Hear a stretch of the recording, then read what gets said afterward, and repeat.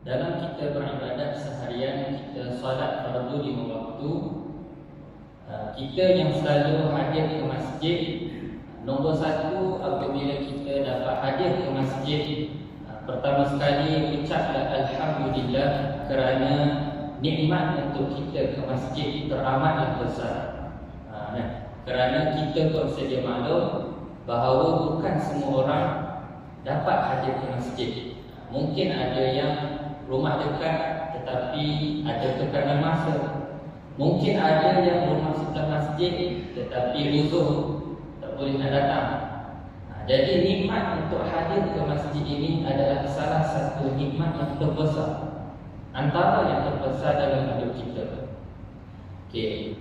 Selepas kita dapat hadir ke masjid pula, ada satu lagi pula perkara kita kena ambil tahu. Kita kena ambil penting, iaitu tata cara solat berjemaah. Maka kerana itulah adanya kitab masalah muwafiq dan masbuk yang membincangkan tentang apa itu makmum yang muwafiq, apa itu makmum yang masbuk. Mungkin perkara ini kita pernah dengar daripada awal. Mungkin kalau pelajar-pelajar sekolah dari sekolah rendah pernah dengar. Cikgu pernah kata, siapa yang datang lambat, maknanya contoh dia datang tu imam tengah rokok ataupun imam tengah Allahu Akbar nak turun rokok, maka automatik orang itu menjadi makmum masbuk. Adapun orang yang muwafiq adalah orang yang datang awal. Okey, itu adalah antara pemahaman-pemahaman yang betul. Cuma dia ada cuma di sini, iaitu pemahaman untuk peringkat asas, sesuai untuk pelajar-pelajar sekolah rendah yang baru nak berzina untuk solat. Okay. Jadi apabila kita meningkat usia, tak kira lah usia dah dewasa ke, dah pencen ke, tak kira bila-bila, maka kita kena sentiasa update kefahaman ilmu agama kita. Kerana adanya kaedah yang menyebut al-i'adah ifadah. Pengulangan satu-satu perkara itu akan memberikan faedah yang sangat besar dalam hidup kita. Apatah lagi dalam hal-ehwal agama kita. Kita beribadat, kadang-kadang mungkin kita lupa. Lagi kan kita solat raya. Kita solat raya 2 kali setahun. Kenapa imam akan umumkan dulu sebelum solat raya, imam akan bagi tahu. Okay, kaifiat kita solat raya sekian. Kenapa kena sibuk? Sedangkan setiap tahun kita dah solat hari raya. Itulah nak mengatakan bahawa ilmu agama kita, nur di dalam hati kita ini perlu sentiasa diperbaharui. Jangan sesekali kita berpuas hati, sekali belajar kita dah faham, kemudian kita pun amal tanpa ulang kaji. Tak boleh gitu. Sebab kan kalau kita makan pun, kita makan 3 kali sehari kan. Sehari itu wajib 3 kali paling-paling. Itu nak katanya walaupun makan tu benda paling basic, nasi dengan cicak. Contohlah ambil orang bujang, tapi dia akan makan juga nasi dengan cicak, telur. Dia akan makan. Itulah dia. Kalaulah perkara zahir yang kita ulang, maka perkara berkaitan dengan nurani lebih lagi kita kena ulang. Okay, baik. Untuk malam ini, ringkasnya saya akan sebut ataupun memberikan gambaran secara umum kepada jemaah sekalian apa itu masalah muwafiq dan masbuk yang ingin kita kemaskini. Saya tak nak guna istilah kita baru belajar, sebab alhamdulillah rata-rata kita semua ni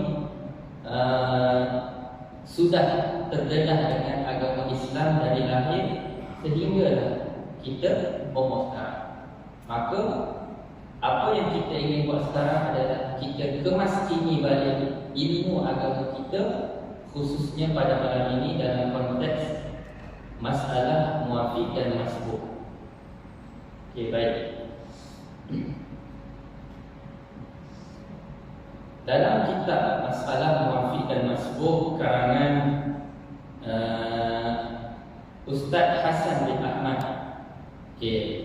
Beliau mengatakan masalah muafiq dan masbuk adalah masalah yang wajib dipelajari walau sesibuk mana pun kita. Okay. Kenapa dia kata walau sesibuk mana? Nak mengatakan bahawa pada zaman kita sekarang ini, gaya kehidupan kita lebih-lebih lagi di bandar contohnya, kita akan terkejar-kejar. Contohnya kita tengok dekat highway, macam mana orang bawa laju. Orang duduk lane kanan bawa laju, orang duduk lane kiri laju juga. Yang perlahan duduk di tengah. Tetapi secara umumnya kita boleh nampak kehidupan kita pada zaman sekarang ini penuh dengan kesibukan yang terlampau. Lebih-lebih lagi apabila kita baru sahaja melepasi fasa COVID-19, di mana kita pun boleh rasa sendiri macam mana ekonomi kita sendiri pun kesusahan. Berlaku banyak inflasi dalam sekarang ini. Jadi nak tak nak, setiap orang perlu mencari duit tambahan. Tapi itu adalah bahagian untuk fizikal. Bahagian rohani, bahagian agama perlu juga kita berikan masa sedikit untuk kita ke masjid ilmu agama kita. Jadi apabila pengantar kata wajib dipelajari, fahamlah kita apabila kita abaikan dia dan kita beribadah, kita solat berjemaah, silap-silap hari bulan, kita boleh tersalah cara dan menyebabkan solat kita terbatal tanpa kita sedar. Dalam Quran sebut haba'an mansur, maknanya ibadah yang kita buat tu jadi debu bertebaran. Maknanya tak ada nilainya. Kita dah susah payah datang masjid. Macam saya sebut tadi, kita datang ke masjid itu adalah satu nikmat. Tetapi apabila kita solat, kita terlalai ataupun atas kecuaian kita, maka solat kita batal tanpa sebab, tanpa sedar. Maka nikmat yang kedua sepatutnya kita dapat itu menjadi bala. Saya tak kata jadi tak dapat nikmat, tetapi kita dapat bala tadi. Daripada nikmat menjadi niqmah. Kenapa jadi nikmat? Okey, cuba kita lihat. Apabila kita datang solat ke masjid, kita tidak dapat bezakan dengan baik muafiq dan masbuk. Okey, muafiq dan masbuk hukumnya berbeza kan? Secara umumnya apabila orang masbuk, dia kena kejar imam untuk dapat hukum. Orang yang muafiq kena selesaikan Fatihah. Itu secara umum. Tapi bila kita salah cara muafiq dan masbuk, maka solat kita menjadi batal. Kita tak sedar solat kita batal. Kita pun sudah bagi salam, kita balik. Bangun pagi esok, agak-agak solat tadi itu dah terlaksana pun sebenarnya. Situasi sebenar, solat kita itu dah batal. Cuma kita oleh kerana kecuaian kita yang tak perasan dia batal. Tiba-tiba esok pula meninggal, maka tidak cukup satu fardu solat untuk hari ini. Sebab tu saya kata, bukan saya dah sebenarnya, pengantar dia sebut dalam mukadimah buku ni, buku yang nipis. Ilmu masbuk dan muafiq ini adalah antara ilmu yang wajib dipelajari apabila kita solat berjemaah. Sebab kita tak nak solat kita terbatal tanpa sedar dan kita tertinggal fardu. Itu dia sebenarnya dia punya partner. Tersalah cara, solat batal. Bila solat batal, kena ulang sepatutnya. Tapi kita tak tahu, kita teruskan dengan aktiviti kita dan tak solat. Maka menyebabkan dosa itu dicatat tanpa kita sedar. Okey, baik. Jadi dalam kitab ini dia akan membahaskan kepada kita kedudukan solat dalam Islam. Okey. Saya ambil satu dalil sahaja, iaitu hadis Rasulullah SAW, "Bainal rajul wa bainasy syirki wal kufr tarkus salat. Rawahu Imam Muslim. Batasan pemisah antara seseorang itu dengan kekufuran ialah meninggalkan solat. Cukup kita tengok satu hadis ni, kita dah boleh faham betapa besarnya kedudukan solat di dalam agama kita. Jadi bagaimana dengan situasi apabila kita tinggal solat tanpa sengaja? Kes yang terbatal apa kita sedar, kita pun teruskan macam biasa, itu dah dikira meninggalkan solat. Maka di sinilah kita dapat faham bahawa masbuk dan muafiq ini adalah antara benda yang kena segera, kena sentiasa kita renew, refresh tadi. Okay, baik. Cuma janganlah pula kita mudah-mudahkan guna dalil ni nak kata tengok orang tak solat, kafir dia ni. Jangan buat macam tu, bukan. Ini hadis kita faham, kita nak faham kedudukan solat itu di mana. Ini contoh satu je. Banyak lagi kalau kita nak senaraikan dalil-dalil, mungkin tak habis dalil. Okey, baik. Solat berjemaah. Kedudukan solat berjemaah di sini pengarang menyebutkan hukum menunaikan solat berjemaah ada khilaf. Jadi kat sini ada lima hukum solat berjemaah. Ulama yang grup yang pertama mengatakan solat berjemaah ini sunat muakkadah. Maknanya sunat macam solat sunat rawatib. Lepas maghrib kita solat 2 rakaat. Itu sunat muakkadah.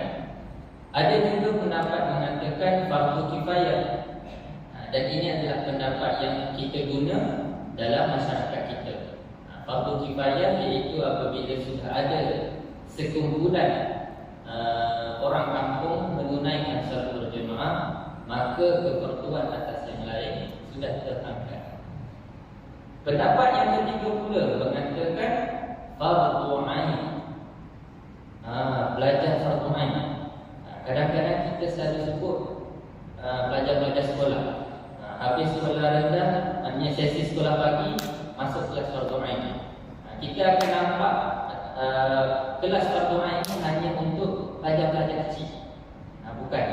Sebenarnya fardu ain di sini nak membawa maksud wajib atas setiap orang. Setiap individu itu hukum dia wajib melaksanakan solat berjemaah. Kiranya tak kira dah orang tu duduk mana-mana, tapi kalau dia tidak pergi solat berjemaah, maka hukum dia berdosa. Dia solat di rumah tu sah, tetapi berdosa sebab tidak melaksanakan solat berjemaah. Ini untuk pendapat yang ketiga. Pendapat yang keempat pula, yang ni lagi dahsyat pula. Pendapat ini mengatakan hukum solat berjemaah itu adalah syarat sah solat. Solat tu nak sah, kena berjemaah. Berarti kalau kita solat sendirian, solat kita tu tak sah, tak jadi kan? Ini pendapat keempat. Okey. Adapun empat hukum yang pertama ini adalah hukum yang terkena atas setiap orang lelaki. Solat fardu sahaja, mukallaf, iaitu orang yang sudah akil dan baligh, dan yang keempat ialah bermukim. Okay. Dan hukum yang terakhir, hukum solat berjemaah adalah harus untuk muslimah sahaja. Kiranya perbuatan berjalan ke masjid untuk pergi solat berjemaah, hukum itu fardu kifayah hanya untuk lelaki. Bila orang lelaki itu buat, dia akan dapat pahala. Ada pun orang perempuan, kalau dia tak pergi solat berjemaah pun tidak mengapa. Tak ada. Maknanya hukum tu harus buat pun okey, tak buat pun okey. Cuma bila dia solat dalam masjid bersama imam tu, dia dapatlah 27 tu. Okey. Jadi apa yang kita inginkan daripada perbezaan hukum-hukum ini? Perbezaan pendapat ini menunjukkan betapa tingginya nilai solat berjemaah itu dalam agama kita. Itu yang kita nak faham sebenarnya. Kita jangan gaduh sunat, fardu kifayah, fardu ain. Tak perlu gaduh dalam bab hukum. Yang penting adalah kita faham kedudukan nilai solat itu dalam agama kita. Maka sentiasalah kita berdoa supaya kita direzekikan untuk solat berjemaah sehinggalah kita meninggal. Jadi kalau mungkin jemaah semua pernah dengar cerita-cerita nak bangkitkan semangat nak solat berjemaah ni, banyaklah kita boleh jumpa. Contohnya yang pernah saya dengar, ada satu masjid, saya pun lupa dah tempat tu kat mana, tapi masjid tu ada seorang jemaah yang sangat-sangat istiqamah. Dia berkerusi roda, tetapi dia akan datang masjid awal, dia tunggu depan pagar. Sebab dia tak boleh masuk, dia tunggu depan pagar tu, dia akan tunggu siapa yang datang untuk tolong dia masuk masjid untuk solat berjemaah. Jadi itu adalah antara contoh keadaan himmah, semangat untuk solat berjemaah tu yang sangat-sangat tinggi. Okey, baik. Okey, kita akan masuk kepada topik utama kita pada malam ini. Ini secara ringkas saya nak berikan gambaran secara umum untuk malam ini sahaja. Sebab saya rasa mungkin tengok apa tu belum ada lagi kan kita ni. Kita masalah muafiq dan masbuk. Okey, baik. Pertama ni kita lihat definisi dan ta'rif muafiq dan masbuk. Apa itu sebenarnya muafiq dan masbuk? Betul ke muafiq masbuk ni dia cerita tentang orang datang awal atau orang datang lewat solat? Betul ke setakat itu sahaja? Jawapannya tidak. Muafiq dan masbuk ni dia tak kisah pasal datang awal atau lewat. Okey. Jadi kita lihat di sini, benda ni senang je sebenarnya, cuma kita kena sedar refresh. Okay. Yang pertama, makmum muafiq ialah makmum yang diam bersama imam. Maknanya dia solat, dia sempat berdiri dengan imam. Yang kedua, makmum itu ketika dia diam, dia mendapat kadar masa yang membolehkan dia baca Al-Fatihah dengan sempurna. Kalau sebut Fatihah secara sempurna, bermula daripada Bismillah sehingga Waladhdallin,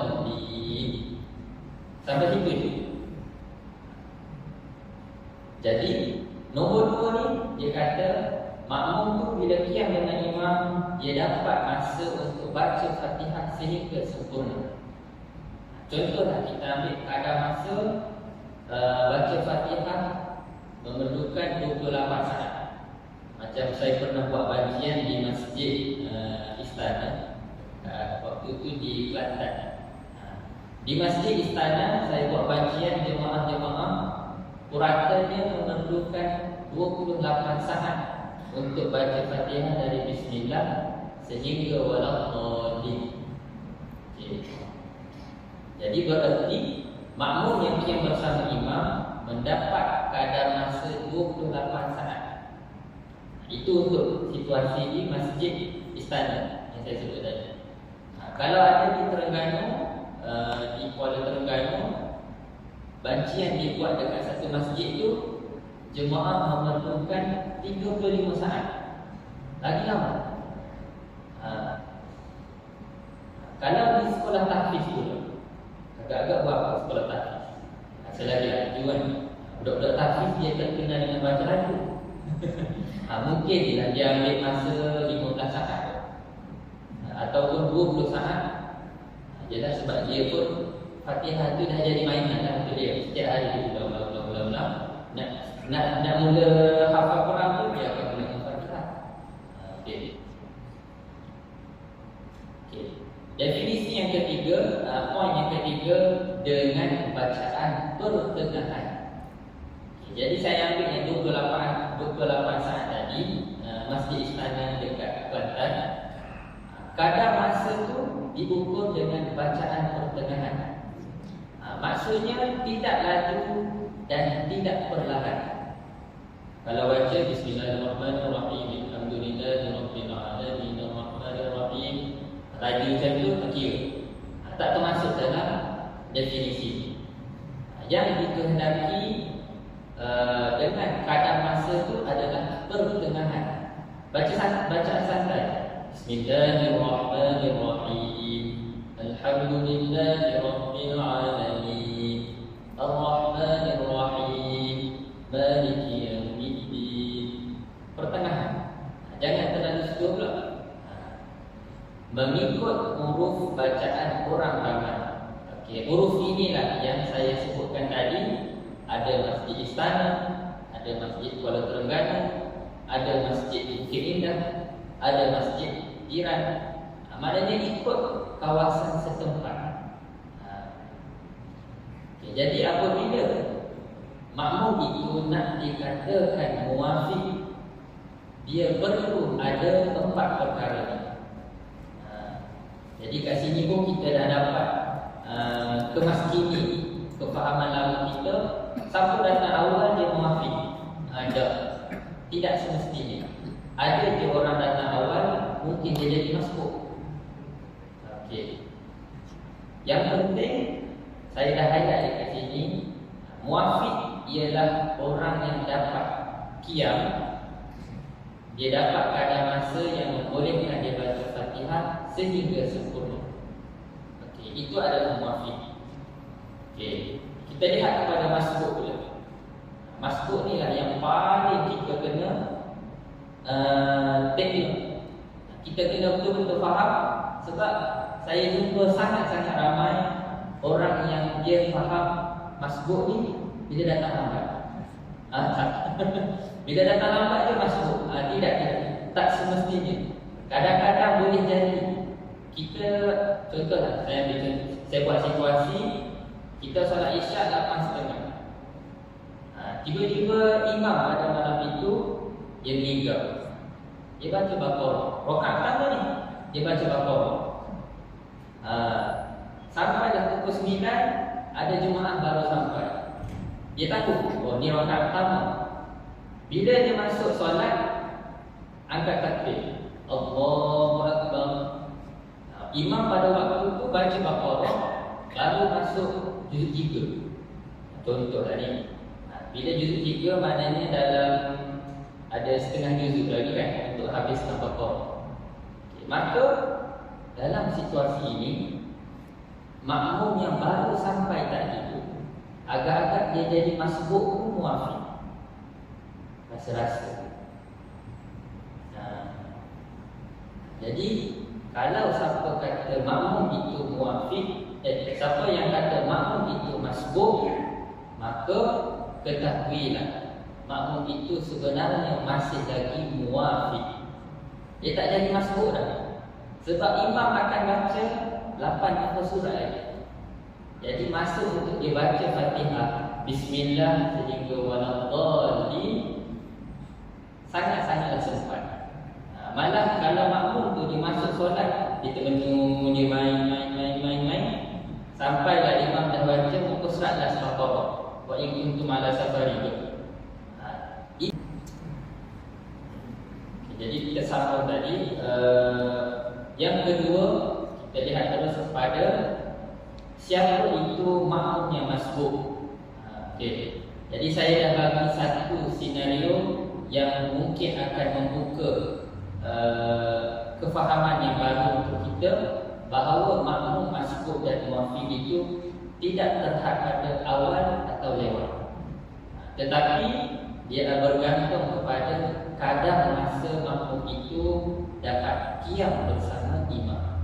Okay, kita lihat makmum masbuk ialah makmum yang qiyam bersama imam. Okay, dia sama je dengan muwafiq ni. Mungkin jemaah boleh tengok di skrin. Saya dah buat perbandingan. Makmum yang masbuk itu qiyam bersama imam tidak mendapat kadar masa yang membolehkan dia baca Al-Fatihah dengan sempurna, dengan bacaan pertengahan dan mengikut huruf bacaan orang ramai. Maknanya sama sahaja kaedah kita nak faham muafid dan masbuk. Yang berbeza hanyalah kadar masa baca Fatihah. Jadi kita dapat faham di sini. Contoh keadaan kita datang solat awal. Kita datang sebelum azan lagi. Kita solat sunat, kita baca Quran bila azan. Allahu Akbar, Allahu Akbar. Dan bila kita solat sunat bila berqamat, kita takbir bersama imam. Allahu Akbar.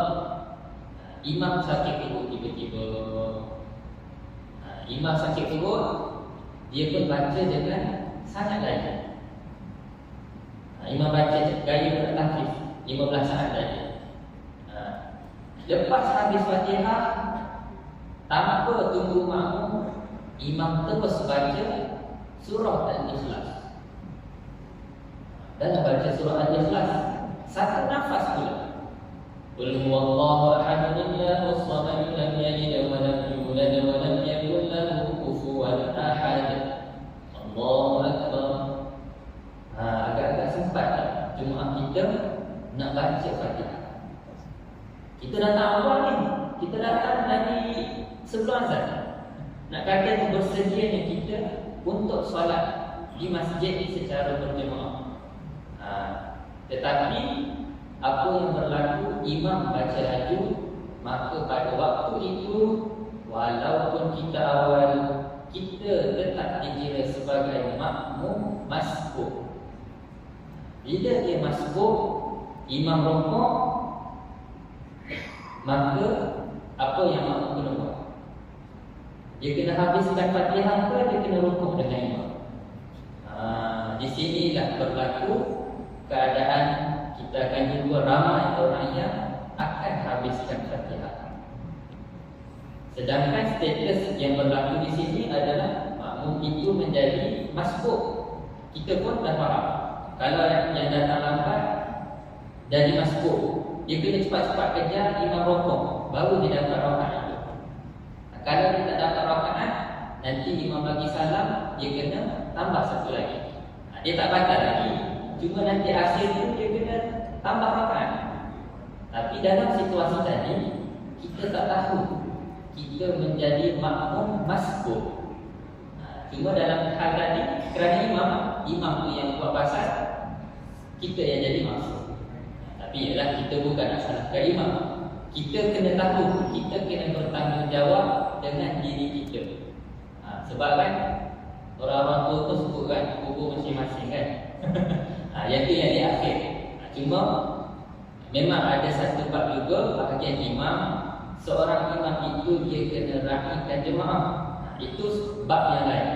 Cuma sekarang ni kita nak bahaskan, kita nak berbincang, kita sebagai makmum, apa persediaan yang kita kena ambil tahu untuk solat berjemaah. Jadi tapi mungkinlah kalau imam masjid di kawasan sekitar kita ni, kita jarang nak jumpa macam tu, imam baca laju. Tapi cuba bayang kalau kita pergi umrah. Mungkin jemaah yang pernah pergi umrah, solat di Masjidil Haram, kita akan perasan imam solat isyak waktu rakaat ketiga dan empat, laju ke perlahan? Laju ni imam marah. Jadi pada waktu itu agak-agak kita menjadi makmum muafid atau masbuk.